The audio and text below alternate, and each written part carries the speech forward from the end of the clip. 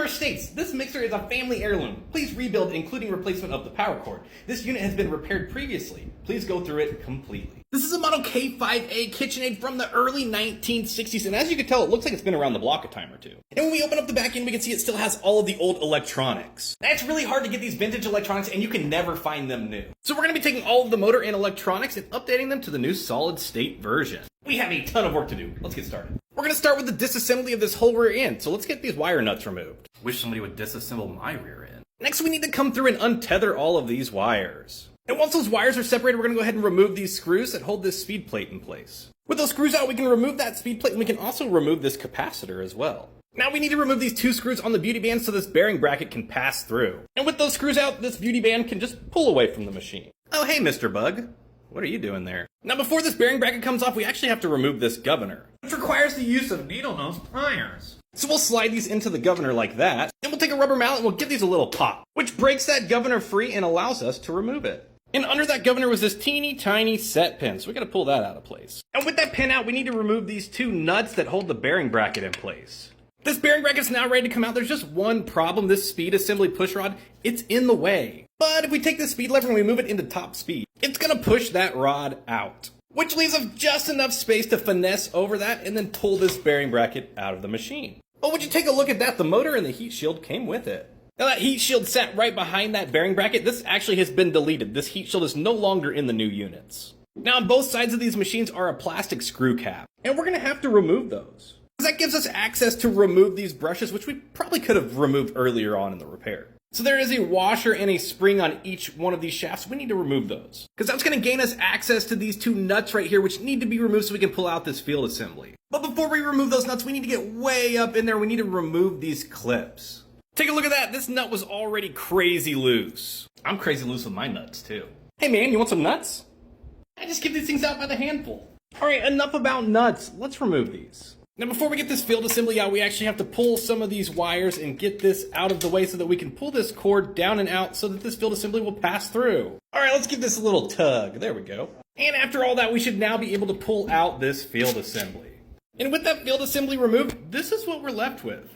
But we're not quite done with it yet. We have to remove these brush inserts here. But to remove those, we actually have to remove these mounting rods first. Because as you can see, they sneakily put a little lock screw right there. Not a problem, let's remove that. And that allows us to remove these housings. So the reason we had to remove this brush housing is because the wires from the field assembly no longer mount up in a pronged fashion like they did on the old ones. When I say we had to replace everything, I mean it. Now that we have all the electronics pulled out of this machine, it is now time to tear down the body. We'll start by taking a mallet. And we're gonna tap the end of this screwdriver so we can knock off that drip ring. There we go. Take a look at all the crusties that were hiding in there. Yuck. Next, we need to remove this planetary. We need to punch out this pin. Wasn't expecting that. Didn't even have to use a hammer. Look at how oily this thing is. It just slid right out. With that pin out, we just start pulling down on this planetary. Ouch. I smacked my arm on the edge of the table and I got a boo-boo. I'll tell the boss I need hazard pay. There's 5 screws around here that need to be removed. And once we have all of those out, there's 2 more right here that need removed. But this head is still not ready to come off. We actually have to remove these 4 mounting bolts around the head. And once we have all of those bolts removed, this head should just remove just like that. Now by removing this head, we've actually revealed 2 more screws here and here. Come on now, baby, now shake it up, baby. Twist and ha! After a little twisting and shouting, those screws are removed. These heads can now be separated. Take a look at that. I'm seeing a little bit more evidence of some more bugs. Take a look at that carcass. And I've seen all of this before. These little specks down here, that's all bug poop. Oh, I got them split. Now it's time to clean out the cobwebs. Ah, the forbidden cotton candy. So we're gonna have to come through here and clean out all of this old grease. And there's quite a bit of it in there. Take a look at that. We got a lot of the big chunks out of here. Now we need to start removing these gears. There are 3 gears on this worm gear tower. 1, 2, and 3. Those need to be removed. And then also, fun fact, these old gears actually have a center pin that we have to punch out right here. So we punch the pin out of that gear, which will allow us to tap this planetary pin out of place. And eventually it's just gonna come right out the bottom, which frees up this gear so it can be removed. And with all the gears out, we can go ahead and get the rest of this cleaned up. The upper housing is looking nice and clean. We also scraped up all that bug poop. Bye-bye. Much better. Now we need to remove this switch and this speed lever, so there's a screw right there for the speed lever and then 2 right here on this switch. And with those screws removed, this whole system can just pull away from the machine. And this is what we're left with. Man, we have this thing torn down to the studs. Take a look. Here's everything that we have removed so far. And here's all the stuff that we have to put back into the machine. But first we're gonna clean off 60 years of grime. All right, there we go. This thing is looking much better. Now, because of how old this machine is, we can't get too aggressive with the cleaning process, otherwise it'll start stripping paint. As you can see, we still got a lot of work to do. Let's get moving. We gotta assemble these brush holders. There we go. Now we'll go ahead and slide those into place. Brush holders are in, let's tighten down these little screws to lock them in place. Next, install the new mounting rods. Because of the age of this unit, we need to reuse these spacers. Next, to drop in our field assembly, it just slides down those mounting rods. We're gonna take the 2 wires from the field assembly and run them through the machine like so. Then we're gonna take these little tabs and we're gonna slide them into those brush housings. Now that our wires are in place, we're gonna go ahead and throw some nuts on here to lock this field assembly into place. Now for the motor armature. Next, for the bearing bracket here, we'll go ahead and drop that down into place. And then add a couple nuts to secure it.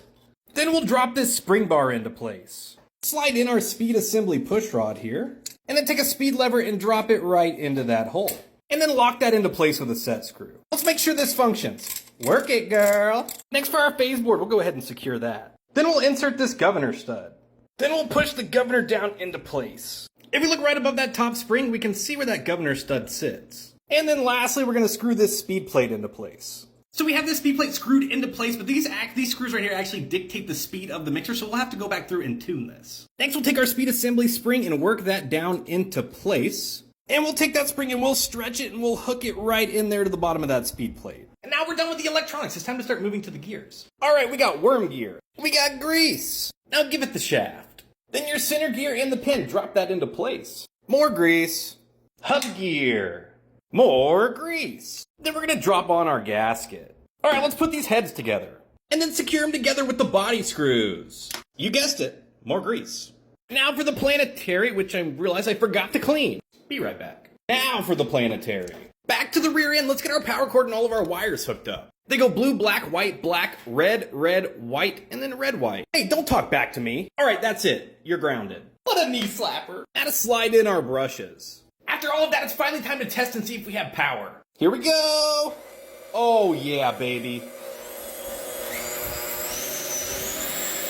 We're gonna do some light speed calibrations. Here we go, that ought to do the trick. Now to stitch it up, we're gonna put the band on. And then the back cap. Just a few finishing touch-ups here. And just like that, this non-functioning 60-year-old machine is as good as new. If you've got a KitchenAid mixer that needs a little bit of TLC, make sure to check out our website, mrmixer.store.